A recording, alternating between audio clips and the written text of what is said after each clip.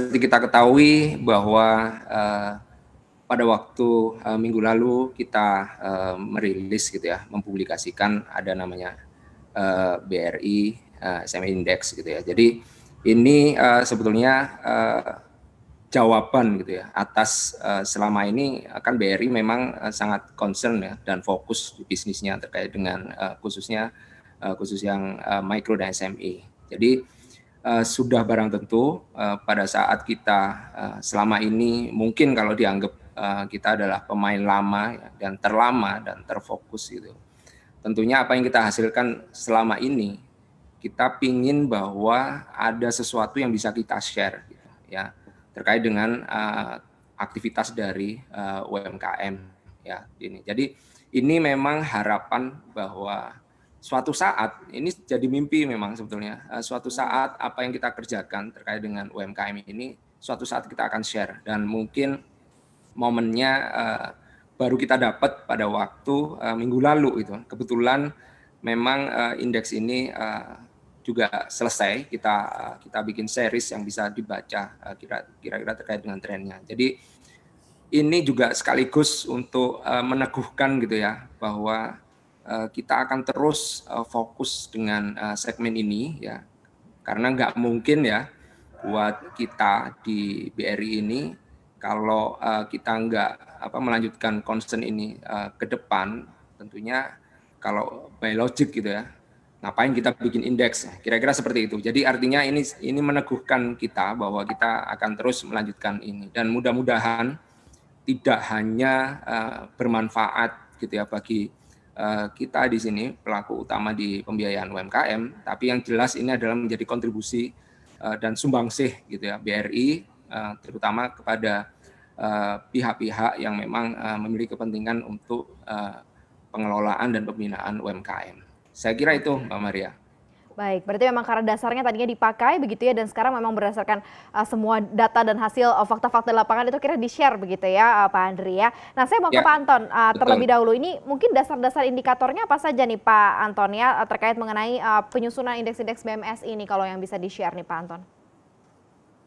Ya, indikator yang kami buat pastinya mampu mencerminkan atau merefleksikan dengan baik kinerja usaha UMKM. Bagaimana kondisi usahanya, apa kondisi bisnisnya membaik, tetap atau menurun, dan kita coba lihat membandingkan kondisi sekarang dibandingkan dengan kondisi sebelumnya. Dan yang lebih penting lagi indeks ini kita bisa melihat ekspektasi ke depannya ya. Jadi forward lookingnya seperti apa. Nah, ada 8 indikator yang kami tanyakan ke pelaku usaha UMKM.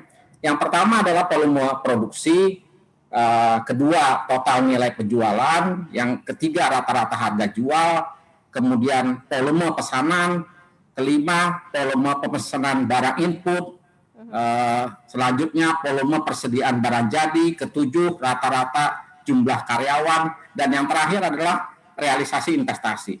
Nah, dari indikator-indikator ini diharapkan dapat menangkap dengan akurat kondisi usaha UMKM. Dan yang lebih penting lagi adalah kami pastikan indikator-indikator ini dibuat dalam bentuk pertanyaan yang sangat mudah dimengerti dan dijawab oleh pelaku usaha UMKM. Nah, pada dasarnya kalau mereka tidak bisa menjawab dengan baik, maka indeks BMSI ini akan jadi tidak bermanfaat gitu loh. Atau kalau saya boleh menggunakan istilah, bisa jadi garbage in, garbage out. Dan ini tentunya jadi nggak ada maknanya. Itu yang akan kita hindari. Begitu Mbak. Oke, itulah faktor-faktornya ada 8 kurang lebih yang menjadi indikator dan dalam penyusunan indeks-indeks BMSI. Saya balik lagi nih ke Pak Andri ya. Apakah dari BMSI ini nih Pak Andri ya, ini bisa menjadi leading indikator keadaan segmen UMKM yang ada di Indonesia? Sejauh mana ini juga bisa menjadi manfaat begitu ya? Apa yang menjadi manfaat begitu ya untuk BMSI sendiri nih selain cerminan dari tadi kemampuan untuk berusaha begitu ya atau mungkin untuk penjualan juga begitu ya. Seperti apa Pak Andri?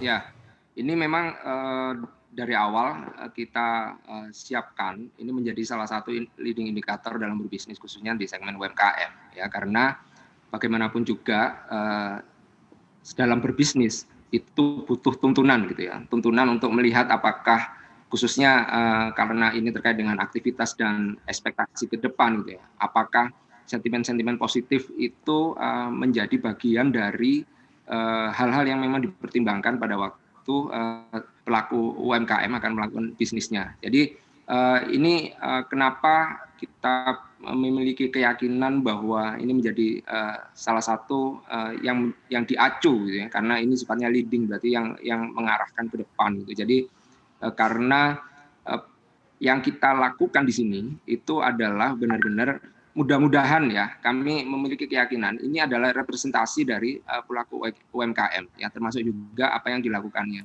Jangan lupa untuk install aplikasi CNBC Indonesia yang tersedia di App Store dan Play Store dan ikuti terus perkembangan ekonomi bisnis terkini hanya di CNBC Indonesia Beyond Business.